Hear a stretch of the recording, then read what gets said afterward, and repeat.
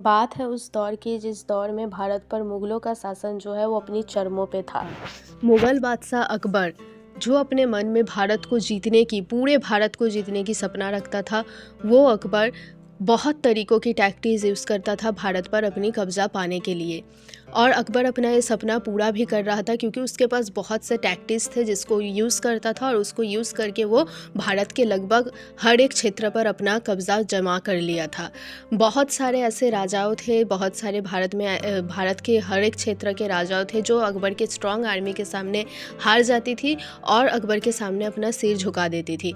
अकबर कई तरीक़ों के टैक्टिक्स यूज़ करता था। वो पहले राजाओं के साथ वो कभी भी डायरेक्ट वार नहीं करता था, वो पहले समझौता करता था, फिर मीटिंग्स होती थी, उसमें वो राजाओं को समझाता था कि तुम मेरे अंडर रहो, मुग़लों के नीचे काम करो, लेकिन इसके बदले मैं तुमको यहाँ की जागीर दे दूँगा, ये राज्य दे दूँगा, ये डायनेस्टी दे दूँगा। और इन्हीं सब चीज़ों के लालचों में आके बहुत सारे राजाओं जो है वो अकबर के नीचे आ जाते थे और अकबर के सामने सरेंडर कर देते थे।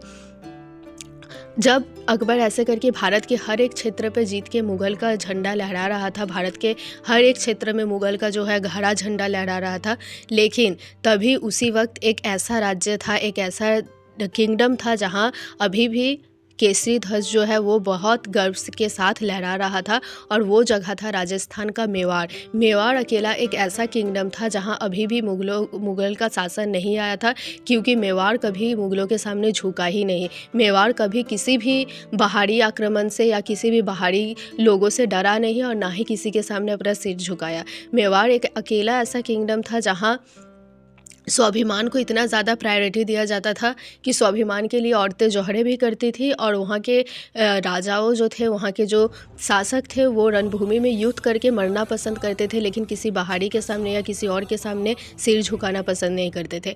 अकबर जब लगभग हर भारत के हर हिस्सों पर कब्जा पा ही लिया था, उसके बाद उसको लगा सिर्फ ये सब राज्यों से मैं पूरा भारत को नहीं जीत सकता हूँ। उसको चाहिए था राजपूत राजाओं को कब्ज़ा में करना, राजपूत राजाओं को अपने अधीन लाना। तो इसी वजह से अकबर जाता है पश्चिम की तरफ जो राजपूत डायनेस्टी थी। राजपूत डायनेस्टी सबसे स्ट्रॉन्ग और पावरफुल थी, क्योंकि राजपूत के पास जो वो लोग वॉरियर होते हैं, उनके पास सेना, उनके पास युद्ध भी बहुत अच्छी कला होती है और उनके पास पैसा भी बहुत होता है। सबसे स्ट्रॉन्गेस्ट जो डायनेस्टी है वो राजपूत डायनेस्टी हुआ करती थी।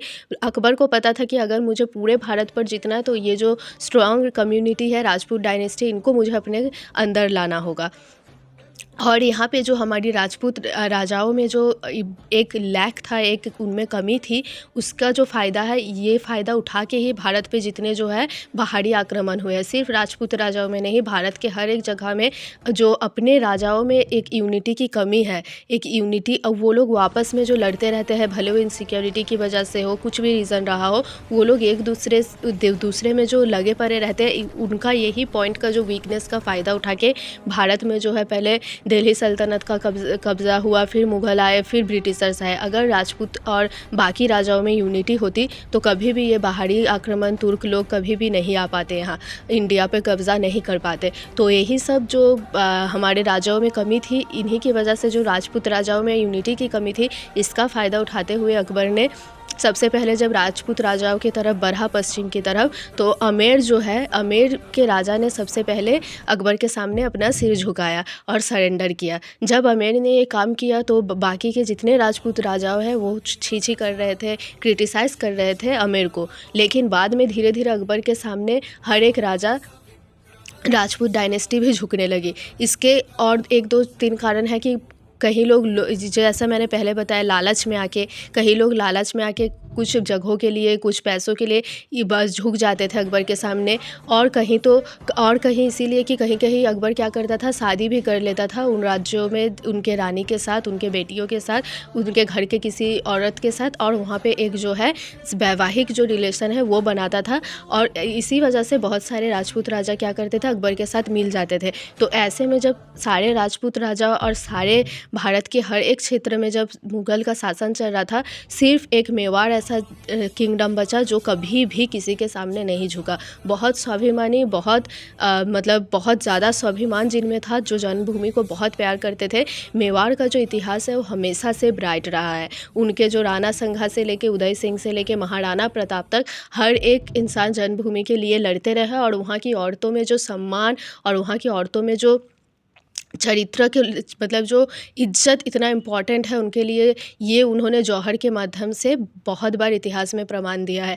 चित्तौड़गढ़ में सिर्फ 3 बार, चित्तौड़गढ़ एक जगह है जो मेवाड़ का कैपिटल है, वहाँ पे 3 बार जौहर कुंड में जौहर किया है। जौहर मतलब खुद को अग्नि में जो जला लेना। इतना स्वाभिमानी है। औरतें वहाँ की इतना स्वाभिमानी थी कि वो कभी मुगलों के हाथ आना या फिर उनके पास बंदी बन के रहना या फिर उनसे शादी करना, कुछ भी चीज़ को स्वीकार करने की बजाय उन्होंने खुद को जलाना, जौहर करना मैं मतलब एक्सेप्ट किया। और उन्होंने सबसे पहला जौहर 1303 में हुआ था, जब दिल्ली के सल्तनत जो अलाउद्दीन खिलजी था, वो जब सबसे पहले चित्तौड़ पे अटैक करता है, तो वहाँ जो रानी पद्मिनी थी, रतन सिंह की वाइफ, वो 16,000 और स्त्रियों के साथ जौहर कुंड में जौहर करती है, जौहर परफॉर्म करती है, और ये सबसे पहला जौहर था। फिर सेकंड जौहर जब हुआ, जब 1234-35 के बीच में गुजरात के जो सुल्तान था बहादुर शाह, उसने जब चित्तौड़ फोर्ट को कब्जा करने की कोशिश की, तब फिर वहाँ रानी कर्णावती और रानी सरघा जो है उन्होंने जौहर किया। और फिर थर्ड जौहर तब हुआ जब अकबर ने किया आपका उदय सिंह के टाइम, तब वहाँ पे थर्ड जौहर परफॉर्म किया गया। उसमें तब वहाँ पत्ता सिसोदिया की पत्नी फूल कंबर के नेतृत्व में जौहर परफॉर्म किया गया था, वो तीसरा जौहर था। अब हम बात करेंगे महाराणा प्रताप की जीवनी के बारे में और उदय सिंह जी के मतलब मेवाड़ की जो इतिहास है उसके बारे में हम लोग जानेंगे। और चित्तौड़ फोर्ट हो या मेवाड़ हो, वो इतना इम्पोर्टेंट क्यों था कि उस पर इतने बार अटैक्स हुए, और मेवाड़ पर अकबर ही क्यों कब्जा करना चाहता था। देखिए, जहाँ से इंपोर्ट और ट्रांसपोर्ट का काम होता था वो बंदर गुजरात के करीब गुजरात में था, तो वो गुजरात के नियरेस्ट होने के वजह से उस जाने के रास्ते में मेवाड़ पड़ता था, और मेवाड़ से जो लेन देन का काम है वो चलता था, जो मुग़लों के लिए बहुत इम्पोर्टेंट था लेन देन करना, काम करना। और इसी रास्ते में मेवाड़ पड़ता था। इसी वजह से जो राजपूत डायनेस्टी मेवाड़ के शासक थे, मेवाड़ के राजा थे, वो लोग उन पे टैक्स लगाते थे कि मेरे रास्ते से जा रहे हो बिज़नेस करने, तो यहाँ टैक्स भरना पड़ेगा। तो भारी मात्रा में जो टैक्स लगाते थे और टैक्स देना पड़ता था, तो ताकि अकबर को टैक्स ना देना पड़े, इसी वजह से जो है वो बार बार मेवाड़ में समझौता करने के लिए अपने जो लोग हैं उनको भेजते रहता था। बार बार अपने दूत को भेजता था कि जाओ बात करके आओ समझौता करने के लिए, ताकि उनको टैक्स ना देना पड़े, मेवाड़ उनके अंडर आ जाए, और उनके बदले में वो मेवाड़ को बहुत कुछ और बहुत सारे डायनेस्टीज़ भी दे देता और बोलता कि आप मुग़लों के अंदर रहो। लेकिन ये कतई जो मेवाड़ के शासक हैं उनमें किसी को भी ये कभी भी मंजूर नहीं था, तो वो तो कभी इनको एक्सेप्ट करते नहीं। इसी वजह से जो है अकबर बार बार जो है मेवाड़ पे अटैक करने की कोशिश करता था, पर उसने पहले बहुत बार समझौता के लिए अपने लोगों को भेजा, लेकिन मेवाड़ में बहुत स्वाभिमानी राजा होने के कारण मेवाड़ बोला कि हम युद्ध करेंगे, लेकिन हम कभी भी किसी के सामने झुकेंगे नहीं। राजा उदय सिंह के टाइम पे भी जो मेवाड़ में बार बार अकबर भेजता था अपने लोगों को समझाने के लिए राजा उदय सिंह को कि वो सरेंडर कर दे, मुग़लों के साथ मिल जाए और उनका अधीनता को स्वीकार कर ले। लेकिन राजा उदय सिंह जो है वो पत्र के माध्यम से अकबर को मतलब अकबर को ये सूचना दी कि वो उनका भगवान सिर्फ एक ही है, एक लिंग भगवान, जिनके सामने वो सिर झुकाते हैं और वो किसी के सामने सिर नहीं झुकाते। तो अकबर के मन में बहुत चीर थी, इनका जो स्वाभिमान है इनसे अकबर बहुत जलता था कि ये लोग क्यों नहीं हम मेरे सामने सरेंडर कर रहा है। तो इसके मन में अकबर के मन में बहुत जलन तो था ही, और साथ ही साथ उसको टैक्स भी देना पड़ रहा था। तो अकबर अहंकार तोड़ने के लिए एक बार क्या करता है, जब राजा उदय सिंह टू का जब शासन चलता है उस टाइम पे क्या करता है, वो चित्तौड़ फोर्ट पर अटैक करने की कोशिश करता है। 1567 20 अक्टूबर से लेकर के 1568 23 फरवरी तक अकबर ने चित्तौड़गढ़ पर जो है वो अभियान चलाया चित्तौड़गढ़ फोर्ट को कब्जा करने के लिए। ये हमला पूरा अकबर मेवाड़ को कैप्चर करने के लिए और राजपूत राजाओं के मेवाड़ के राजपूत राजाओं की अहंकार तोड़ने के लिए कर रहा था।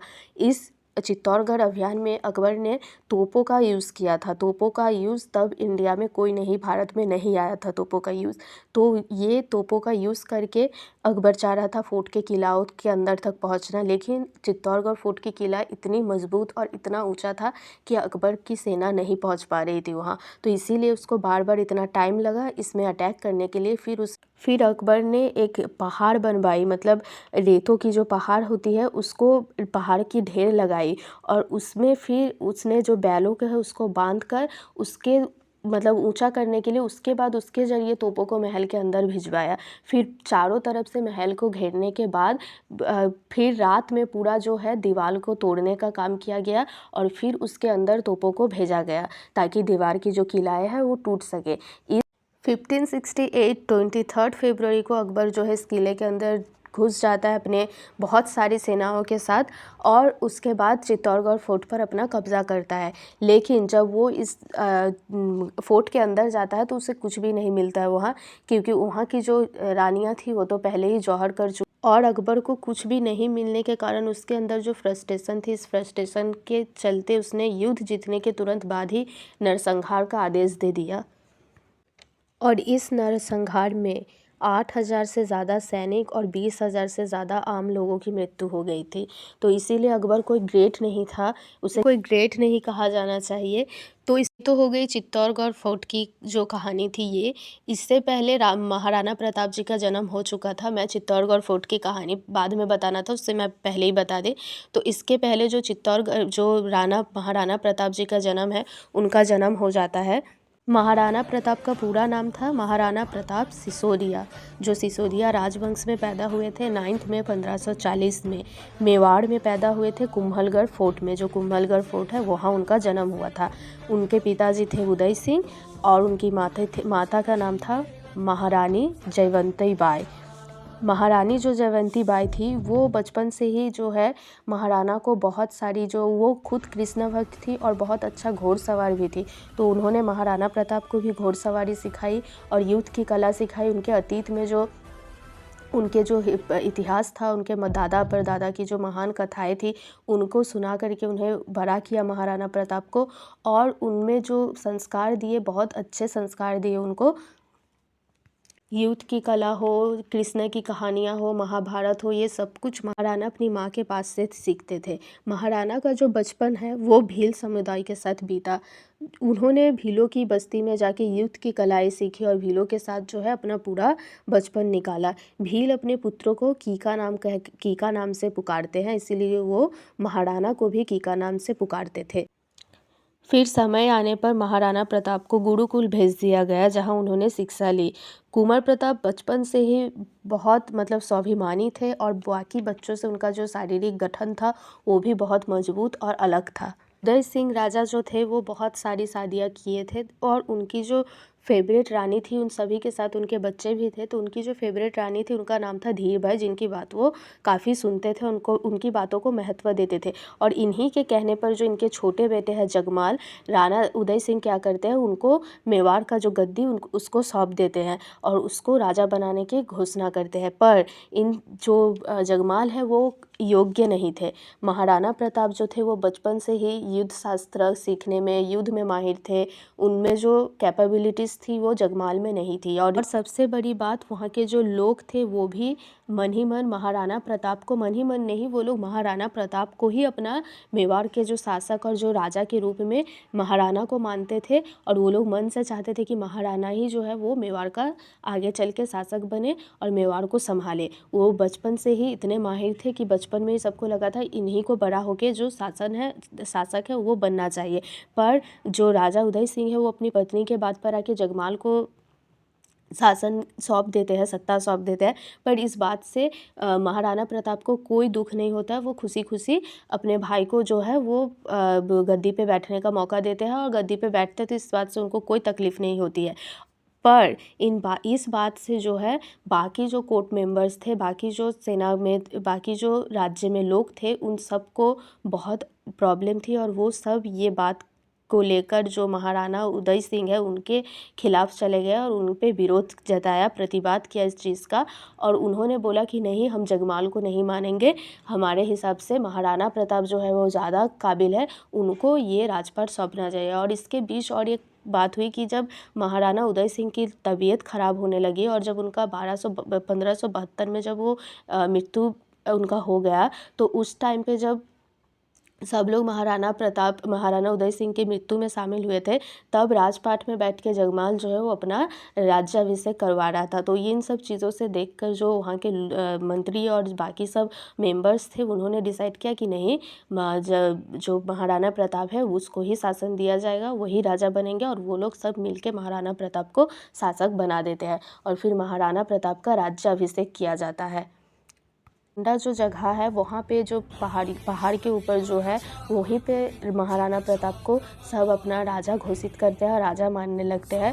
पर इन सब चीज़ों से जब सब महल में वापस आते तो देखते हैं जगमाल वहाँ नहीं है, क्योंकि जगमाल चीर और फ्रस्ट्रेशन की वजह से वो चला जाता है अकबर के पास। वो जाके अकबर के पास जाके मिल जाता है अकबर के साथ और महाराणा प्रताप के खिलाफ जो है हर एक चीज़ में साथ देने लगता है अकबर का। इसीलिए मैं बोल रही थी कि राजपूत राजाओं में हो या भारत में राजाओं के बीच में यूनिटी नहीं है।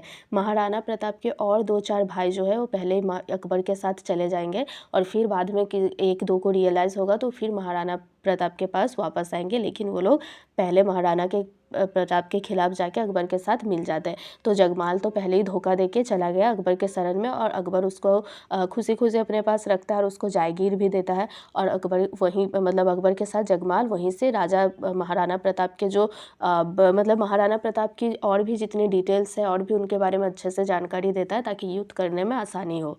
फिर क्या करता है अकबर, फिर से महाराणा प्रताप के ऊपर दबाव डालना शुरू करता है ताकि समझौता कर ले और मेवाड़ सरेंडर कर दे। लेकिन महाराणा प्रताप तो यहाँ अपने स्वाभिमान में अड़े हुए थे और वो कभी झुकेंगे नहीं, ऐसा तो उन्होंने शपथ ले ही लिया था। तो वो तो झुकते ही नहीं, फिर भी अकबर अपना कोशिश लगातार करते रहता है। और वो जो मान सिंह है, जो बाद में जाके अकबर के दरबार में जो मान सिंह रहता था, मान सिंह बाद में जाके अकबर की तरफ से हल्दी घाटी का युद्ध लड़ेंगे महाराणा प्रताप के साथ।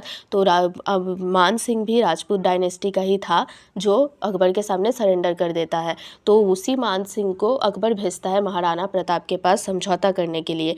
तो जब मान सिंह आता है महाराणा प्रताप के पास, तो महाराणा प्रताप की एक ख़ास बात है कि वो दुश्मनों को भी बहुत प्यार से इज्जत देते थे और उनका खातिरदारी बहुत शानदार तरीके से करते थे, उनका स्वागत भी बहुत शानदार तरीके से करते। तो जब मान सिंह आता है मेवाड़, तो जो महाराणा प्रताप के बड़े बेटे हैं अमर सिंह, वो जाते हैं, अमर सिंह जाता है उनका स्वागत करने के लिए और एक बहुत अच्छा भव्य स्वागत होता है उनका, उनको खाना दिया जाता है, खाने पे बिठाया जाता है। पर महाराणा प्रताप खुद नहीं आते हैं, महाराणा प्रताप उनसे मिलने नहीं आते, क्योंकि महाराणा प्रताप को बहुत चीड़ थी उन राजाओं से, बहुत उनको गुस्सा आता था उन राजाओं पे जो झुक गए थे अकबर के सामने और तुर्क लोगों के सामने झुक के उनके साथ मिल के भारत, एक तरफ महाराणा प्रताप थे जो भारत को स्वाधीन करने के लिए अपने जन्मभूमि के लिए लड़ रहे थे, और एक तरफ राजपूत और बाकी राजा थे जो बाहर के लोगों के साथ, तुर्क के साथ, मुग़लों के साथ, दिल्ली के सल्तनत लोगों के साथ सब मिल के जो भारत के खिलाफ जाके उनके साथ हाथ मिला लेते थे। ऐसे राजाओं को जो है महाराणा प्रताप बिल्कुल भी पसंद नहीं करते थे, इसीलिए वो महाराणा जो मान सिंह आता है उनसे वो मिलने नहीं जाता है, अपने बेटे को भेजता है। इस बात पे मान सिंह को जो है बहुत चिढ़ आती है और उसको बहुत एम्बैरेसमेंट फील होता है और उसको इंसल्टिंग लगता है। तो इसी वजह से मान सिंह जो है वो गुस्सा में आ जाता है और फिर अमर सिंह जो थे उनके बड़े बेटे, उनसे पूछता है कि तुम्हारा पिताजी क्यों नहीं आए, महाराणा प्रताप क्यों नहीं आए। तो वो बोलता है कि उनका भी तबीयत ख़राब है, वो आराम कर रहे हैं, वो नहीं आएंगे। तो फिर बहुत रिक्वेस्ट करने के बाद जो है महाराणा प्रताप आते तो है, लेकिन उनके साथ उनकी बहस हो जाती है और वो मान सिंह जो है वो उनको समझाते हैं महाराणा प्रताप को कि आप सरेंडर कर दीजिए, इसी में आपकी भलाई है, ये वो सब बातें उनको बोलते हैं। तो महाराणा प्रताप तो बोलते हैं कि मैं तुम्हारे जैसा तो हूँ नहीं कि मैं सरेंडर कर दूँ, तुमने जैसे खुद को सरेंडर कर दिया है, राजपूत होके भी राजपूत जैसा काम नहीं है, तुम्हारा कायरा जैसा काम है। इन सब बात होता है उन दोनों में। और जब बहस हो जाती है तो मान सिंह जो है वो गुस्से में महाराणा प्रताप को बोलता है कि ठीक है, अब अगली मुलाकात जो है वो युद्ध की भूमि में होगी।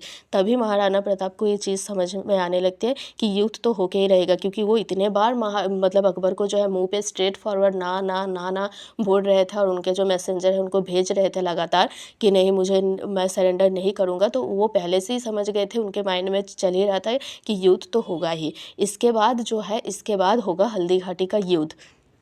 अकबर ने जिस वक्त चित्तौड़ पर कब्जा कर लिया था, उस वक्त चित्तौड़ जो है वो मुग़लों के अधीन में आ गया था, और ये चीज़ जो है ये महाराणा प्रताप के मन में बहुत खटकती थी, बहुत उनको इस बात पे क्रोध आता था। इसी वजह से उन्होंने महल की जो सुख शांति है उसको छोड़ दिया और भीलों के साथ चले गए दूसरी जगह जंगलों में रहने। और वो उन्होंने वहीं पे शपथ ली कि मैं जब तक मुग़लों से मेवाड़ को आज़ाद नहीं कराऊंगा, चित्तौड़ को वापस नहीं लूँगा, मैं जंगलों में रहूँगा, मैं चांदी के बर्तन में खाना भी नहीं खाऊंगा और ना ही मैं कोई सुख सुविधा का उपयोग करूँगा। तो इसी वजह से जो है राणा अपने परिवार के साथ, भीलों के साथ और सबके साथ मिलके जंगल में जाके वहीं पे रहने लगे। और वहीं पे उन्होंने वहाँ पे घास की रोटियाँ भी खाई, और उनके साथ उनके जो भील के लोगों थे और जो लोहार थे, सरदार थे, इन सभी के साथ मिलके जंगलों में दिन गुजारते थे। और वहीं पे जो है सरदारों को तीर भाला चलाना और युद्ध के लिए तैयार सबको कर रहे थे, और वहीं पे अपना दिन गुजार रहे थे। और इधर जब अकबर को ये बात पता चलती कि बार बार राणा उनके जो प्रस्ताव को है ठुकार रहे हैं और उनके अधीन नहीं आ रहा है, तो इस फ्रस्ट्रेशन में क्या करता है अकबर, 1576 में अपनी सेना लेकर अजमेर आ गया।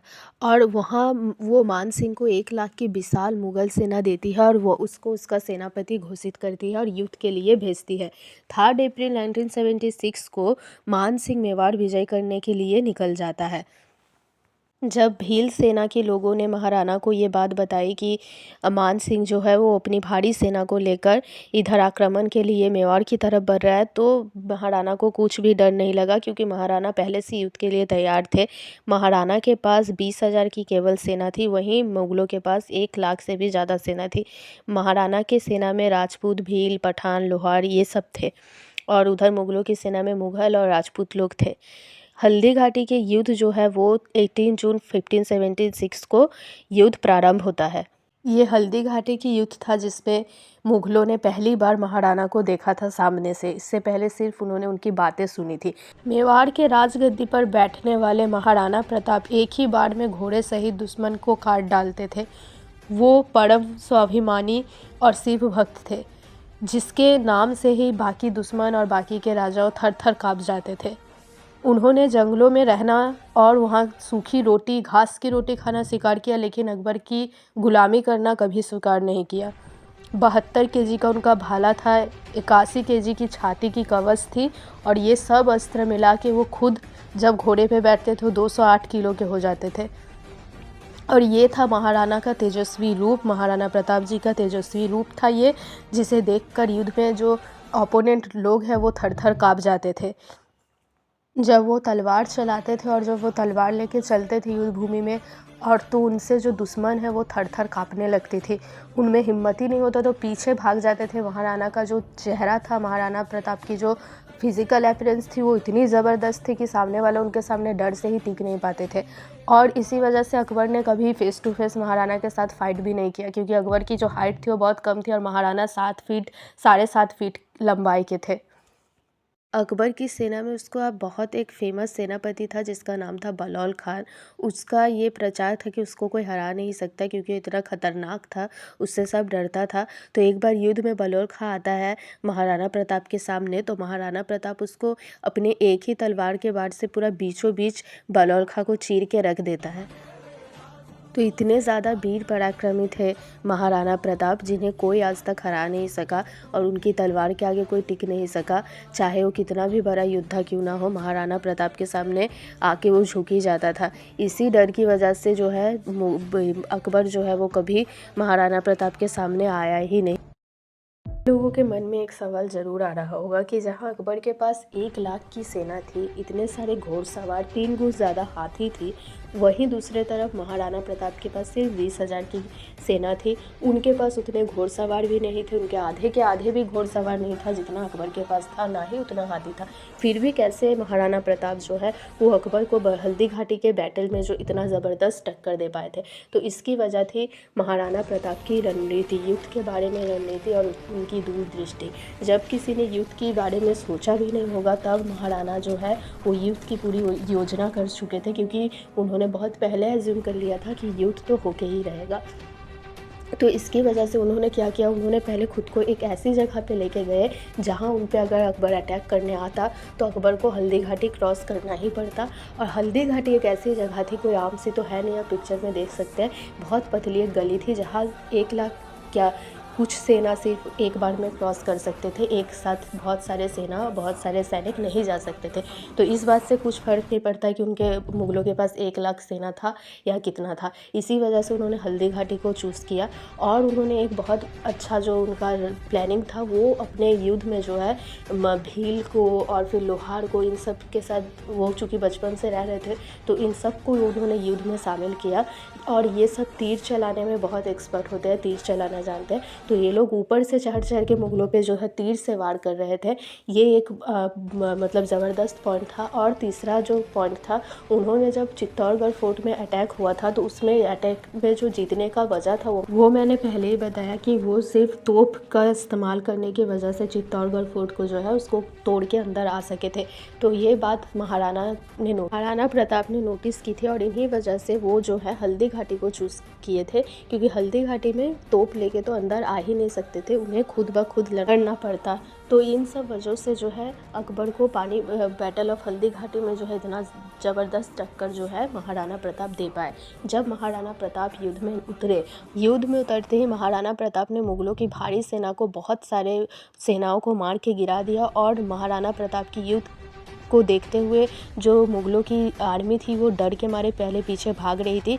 और इसी बीच महाराणा प्रताप जो है गुस्से में मान सिंह को ढूंढ रहे थे, वही मान सिंह जिन्होंने महाराणा को पीछे बोल के गए थे कि अब मैदान में युद्ध भूमि में मुलाकात होगी। उनको महाराणा प्रताप ढूंढने निकले और उन्होंने देखा कि वो अपने हाथी पर, जो महाबत उसका हाथी था, वहाँ पे मान सिंह जो है वो छिप कर बैठा है।